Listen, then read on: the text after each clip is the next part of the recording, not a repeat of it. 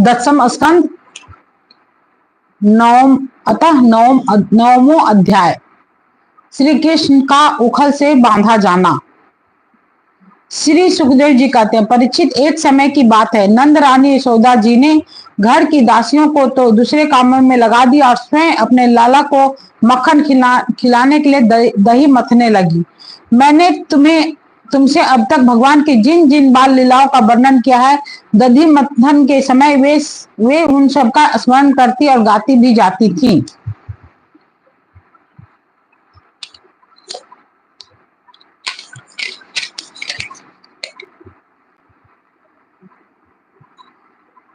वे अपने स्थूल कटिभाग में सूत से बांधकर रेशमी लहंगा पहनी हुई थी। उनके स्तनों में से पुत्र चने की अधिकता से दूध चूता जा रहा था और वे कांप भी रहे थे।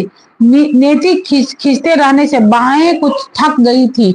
हाथों के कंगन और कानों के कर्णपुल हिल रहे थे। मुंह पर पसीने की बूंदें झलक रही थी। चोटी में गुथे हुए मालती के सुंदर पुष्प गिरते जा रहे थे।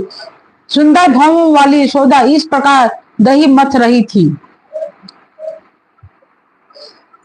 उसी समय भगवान श्री कृष्ण स्तन पीने के लिए दधी मथती हुई अपनी माता के पास आए। उन्होंने अपनी माता के हृदय में प्रेम और आनंद को और भी बढ़ाते हुए दधी की मथानी पकड़ ली और तथा उन्हें मथने से रोक दिया।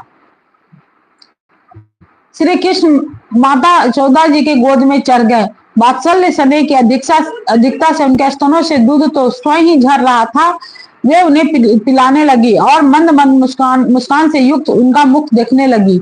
इतने में ही दूसरी ओर अंगीठी पर रखे हुए दूध में उफान आया। उसे देखकर यशोदा जी उन्हें अतृप्त ही छोड़कर जल्दी से दूध उतारने के लिए चली गईं। इससे कृष्ण जी को कुछ क्रोध आ गया। उनसे लाल लाल ओठ फरकने लगे।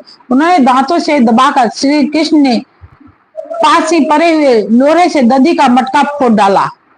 बनावटी आंसू आंखों में भर लिए और दूसरे घर में जाकर अकेले में बासी माखन खाने लगे।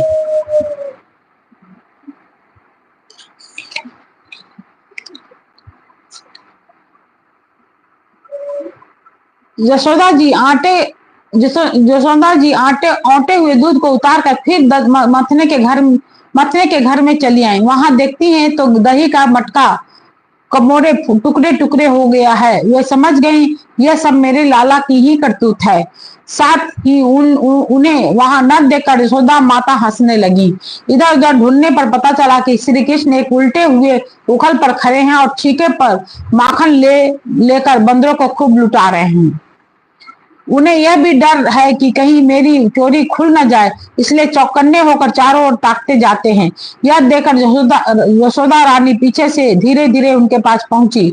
जब कृष्ण ने देखा कि मेरी माँ हाथ में छड़ी लिए मेरी ओर आ रही है, तब झट से अकुली पर से कूद पड़े और डरे हुए की भांति भागे। परीक्षित, बड़े बड़े योगी तपस्या के द्वारा अपने मन को अत्यंत सूक्ष्म और शुद्ध बनाकर भी जिनमें प्रवेश नहीं करा पाने की बात तो दूर रही, उन्हीं भगवान के पीछे पीछे उन्हें पकड़ने के लिए यशोदा जी दौड़ी।